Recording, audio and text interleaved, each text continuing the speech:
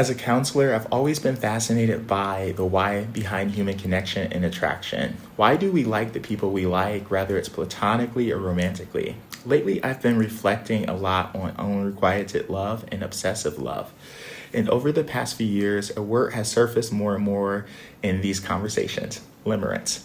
If you grew up watching Lifetime like I did, you know how in those classic movies, there's always that one character who's head over heels for someone who clearly doesn't want them back. That's limerence in action. Well, in many cases it is. There are, those characters that are just plain out delusional too. Either way, today I want to unpack what limerence really is, because if you've ever found yourself obsessing over someone or you've watched a friend spiral in this sense, this will all help it make sense for you. So what exactly is limerence, right? Before we define it, I think it's important to understand why limerence can be confusing for those who haven't experienced it. I mean, who would rationally allow a one-sided attraction to disrupt their entire life? Yet, for those who have experienced it, they know that the reality is painfully real. It's not something that they are consciously doing to themselves. It's something that's happening. There's so much more than what we can even conceive going on beneath the surface. Psychologist Dorothy Tenoff was the first to coin the term limerence. She described it as a state that begins unexpectedly when a person becomes deeply fascinated with someone, rather a friend or an acquaintance. It manifests as obsessive thoughts, intensive desire for reciprocity, and emotional dependency based on the perceived reaction of the limerent object. While physical attraction is part of it, limerence reaches beyond sexual desire. It's driven by an emotional hunger for connection and fulfillment. That said, Tenov did emphasize that limerence is sexual in nature too, meaning it usually involves someone you could realistically view as a romantic or sexual partner. In other words, you're not likely going to become limerent over someone you'd never be attracted to in the first place, if that makes sense. Other experts describe limerence as an involuntary obsession. It feels like your mind and emotions have been hijacked.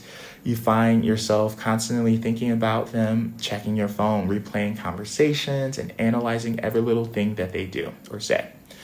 Now, normal romantic attraction often includes infatuation, kind of like the early stages of a crush, where you're excited and curious about them. But limerence goes further. It becomes consuming, dysregulating, and can distort your sense of self. Many people compare it to an addictive drug because of the intense emotional highs. It makes you chase that rush of imagined connection. Tenoff even noted that people in limerence sometimes prioritize their limerent object over responsibilities, family, and work itself. And again, I go back to those Lifetime characters who uproot their entire lives to pursue a fantasy, right? So what does limerence actually feel like? It feels almost dopamatic, if that's a word. It's magical, euphoric, and intoxicating. That's why it feels addictive. It's not real love. It's about the highs of it all, right? Physically, I think it can make your heart race, like butterflies in your stomach, and it can even spike anxiety in your body. Emotionally, it's a roller coaster, soaring 1 minute, then crashing the next. And the wild part of it is most people in limerence don't realize it's happening to them. They think it's love because it's so intense, but really it's obsession and motion. So there are 3 stages of limerence. It doesn't all happen at once, and it unfolds like a story. Most people who've experienced it can recognize these stages. So the first stage is infatuation. That's like when the spark begins. This is where it starts. Someone stands out. Maybe they smiled at you or shared a deep conversation. You start thinking about them, daydreaming, imagining possibilities. It feels innocent and exciting at first. Then next, it moves into the crystallization stage, or the obsession. Now they become your world, and you replay every single thing, every text, every glance, and just hoping for more.